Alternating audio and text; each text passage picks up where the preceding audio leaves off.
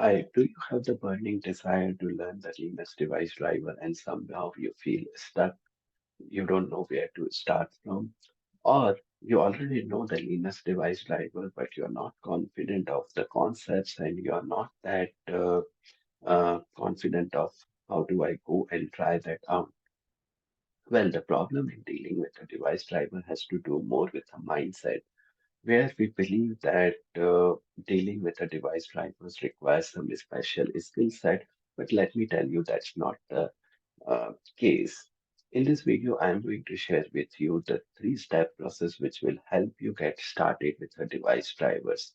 Hi, I'm Pradeep Devani. I'm an embedded Linux trainer and consultant. I have delivered the training on the driver for the variety of the driver, be it like a basic driver to something like a sophisticated driver, like a character driver. And here I'm going to help you out how to get started with the device drivers.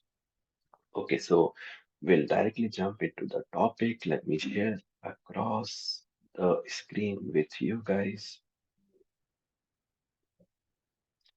So as I was saying, the biggest problem with learning a device driver is basically a mindset. So the first thing which we need to do is break the resistance. So how do we break the resistance? So in order to break the resistance, we will have to let go one of the perception about the device driver. So what happens, whenever I ask what the device drivers is, the obvious answer, which I get from most of the participants, is if the driver is the one which allows us to interact with the hardware. Yeah, so that's basically the case, and that's the eventual goal. But actually speaking, that's not always the case. If you ask me if you want to start learning the device driver, you don't actually need any hardware. You can start with a pure software. You just need to have the Ubuntu machine, and on this Ubuntu machine, you can directly compile the driver and load the driver and can do all that kind of stuff. So first step is to let go your resistance by letting go that perception that dealing with a driver requires any special hardware. The next thing which you will be needing, again, it is not that complicated. You guys might be already familiar with it.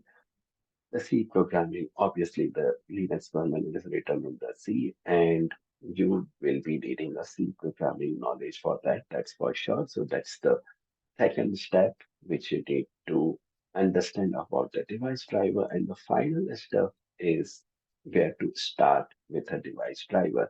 So if you ask me, you need to start with a very basic driver.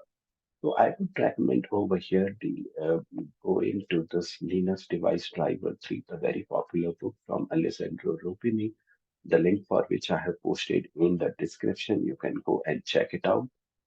And now, since this book is like kind of old and there are few concepts which are outdated, I would recommend it that I have my blogs at npt.in, the link for which again I have uh, posted in the description. So you guys can go ahead and look into my blogs.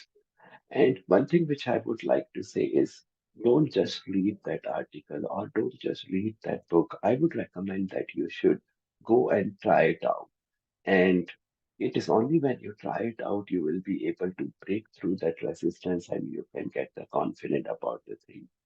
I hope you guys found this video useful and you will go and try out this particular driver. And in the comment box, please type 100% if you are going to try out this basic driver.